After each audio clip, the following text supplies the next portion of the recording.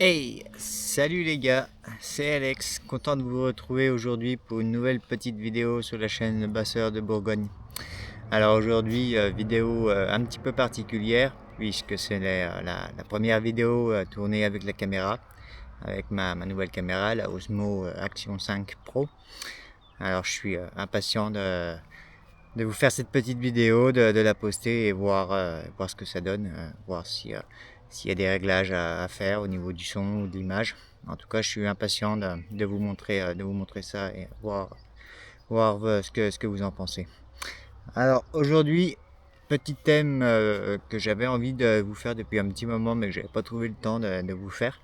Un thème de saison en plus, qui est la pêche en surface.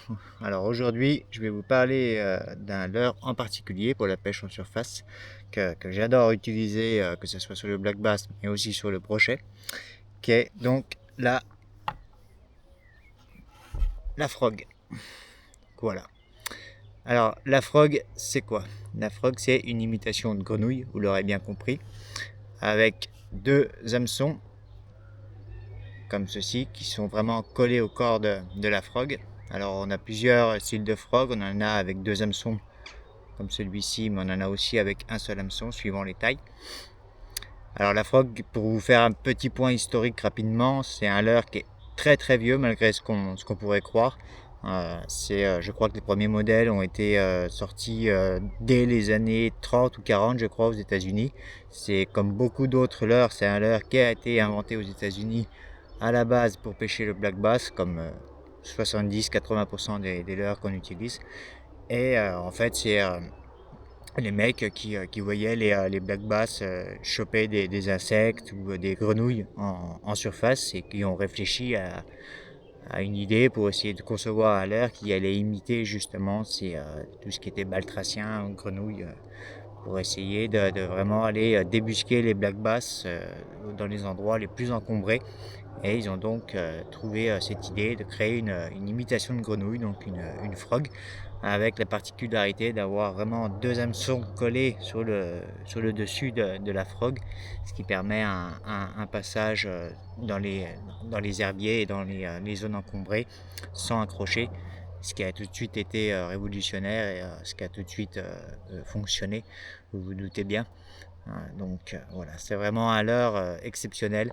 Euh, c'est un leurre que moi personnellement j'utilise surtout le matin de bonne heure, sur les coups du matin et le soir. Alors il peut fonctionner toute la journée, hein, la frog ça peut fonctionner toute la journée, mais il est vrai que généralement c'est quand même une pêche qui donne surtout des résultats le matin, au lever du jour et le soir, là où les carnassiers sont le plus actifs et se mettent en chasse.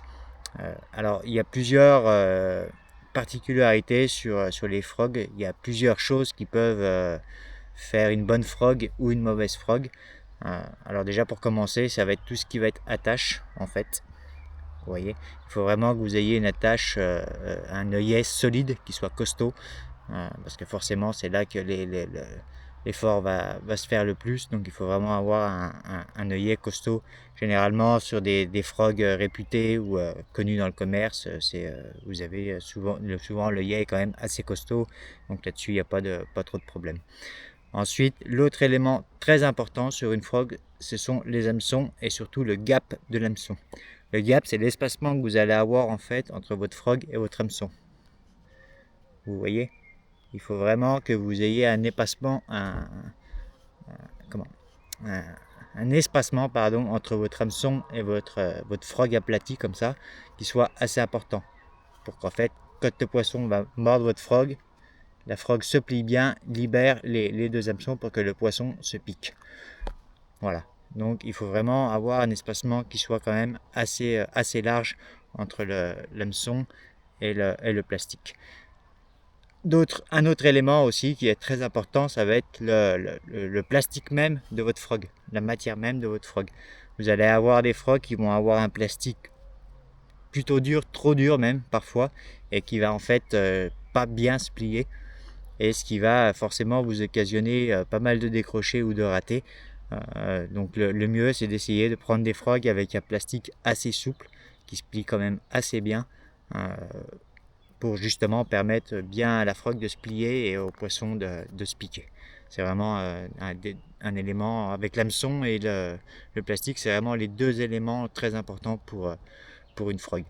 Alors ensuite, sur les styles de frog, vous avez plusieurs styles.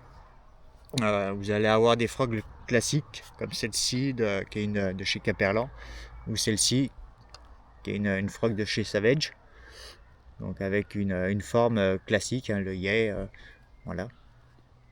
Pareil, il y en a un plastique qui est dur, mais ça va encore, ça va encore. Des formes classiques, et vous allez avoir aussi des formes comme celle-ci qui est la Pop Frog de chez Savage aussi. Donc là, avec une bouche concave qui permet en fait de popper, faire popper votre frog en surface, ça peut être très intéressant aussi. Et vous allez avoir aussi une autre forme qui est celle-ci, qui est donc une frog un petit peu particulière par rapport à celle que je vous ai montrée, puisque là c'est la Basiliskid de chez Depps. Alors moi c'est vraiment celle que j'utilise le plus. La Basiliskid chez Depps, c'est vraiment ma frog de cœur. Moi c'est celle que j'utilise quasiment que celle-ci sur les black bass, je précise. Sur les black bass, c'est vraiment la frog que j'utilise la plupart du temps sur mes sessions.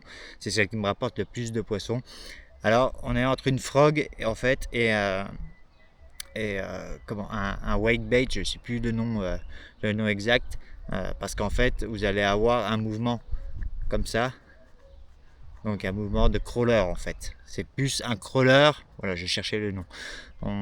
Ça s'apparente plus à un crawler qu'à une frog en fait. Les puristes vous diront que c'est un crawler, que c'est pas une frog. Mais pour moi on est entre les deux. Et celle-ci a la particularité justement d'avoir ce mouvement comme ça, ce qui va en fait battre beaucoup d'eau et créer vraiment un son particulier qui déclenche vraiment les carnassiers. C'est vraiment un son, surtout sur les black bass, qui fonctionne très très bien. C'est une nage vraiment très provocatrice pour les carnassiers. C'est ce qui en fait pour moi ma préférée. Alors vous avez deux modèles sur les Depps, un modèle classique comme celui-ci avec un plastique souple, et vous allez avoir l'autre modèle qui est le modèle coquet. Donc là en fait vous allez avoir une coque dure sur le dessous, et disons que ça permet au black bass de prendre un meilleur appui sur la frog et de se piquer tout de suite. Mais honnêtement par rapport à celle-ci, j'ai jamais trop vu de différence.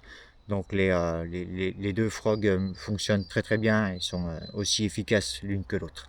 Mais moi, c'est vraiment la Basiliskid de chez Depps, c'est vraiment la frog que j'utilise le plus. La plupart du temps, c'est celle qui m'a toujours ramené le plus de poissons. Alors, par contre, le petit défaut de toutes les frogs peuvent avoir ce problème. Enfin, ce problème. Disons que si vous pêchez le brochet avec des frogs, vous allez très souvent vous faire percer la frog par les dents des brochets.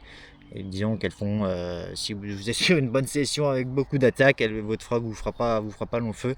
Alors il existe quelques astuces où vous pouvez les reboucher avec de la colle exprès. Donc, ou alors vous en rachetez une et puis voilà. Donc voilà les gars, pour vous, je voulais vraiment vous parler un petit peu de cette frog. Alors pour les cannes, pour ce qui est du matériel à utiliser pour pêcher à la frog, là il y a plusieurs écoles. Moi personnellement, quand je pêche le black bass, je pêche exclusivement à la tresse. Disons que j'ai pas de cordeline en fluorocarbone, ça va être que de la tresse.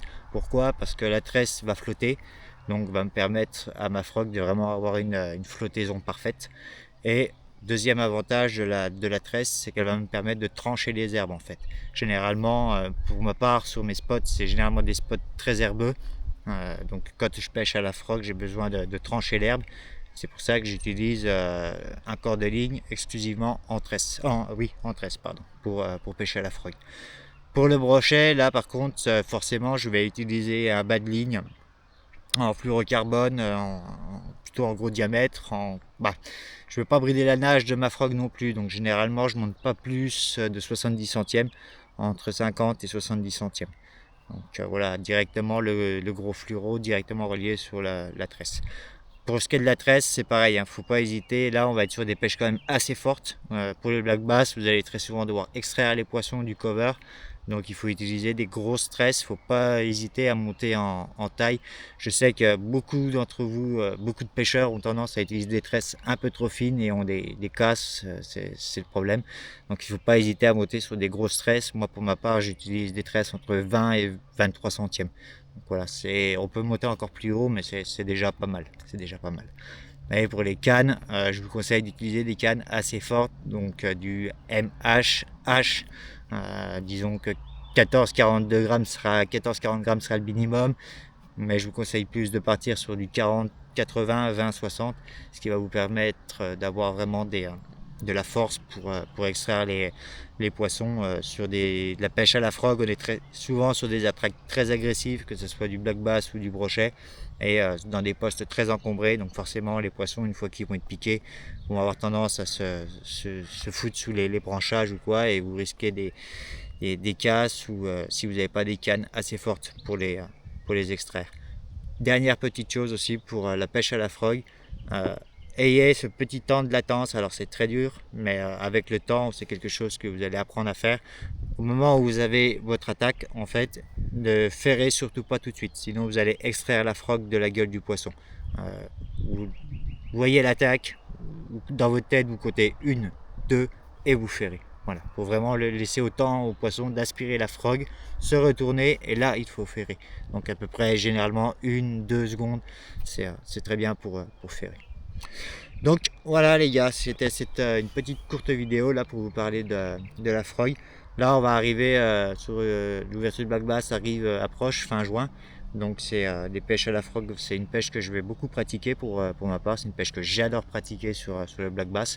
Mais je vous dis, ça marche très bien sur les brochets aussi, le matin de bonne heure et sur les coups du soir. Là on arrive à la belle saison, il fait beau, il fait chaud, donc ça va être les grenouilles sont de sortie, donc ça va être le moment de pêcher à la frog les gars. Donc voilà les gars, écoutez, j'espère que cette petite vidéo vous aura plu, que les nouvelles images avec la caméra vous plairont aussi. N'hésitez pas à me dire ce que vous en pensez en commentaire et à me dire aussi si vous aussi vous pêchez à la frog et quel genre de frog vous utilisez. Et voilà, si vous avez aimé la vidéo, un petit like. Pour ceux qui ne sont pas abonnés, on s'abonne. Moi ça me pousse à continuer à vous proposer du contenu. Et je vous laisse les gars, bonne fin de week-end, bye.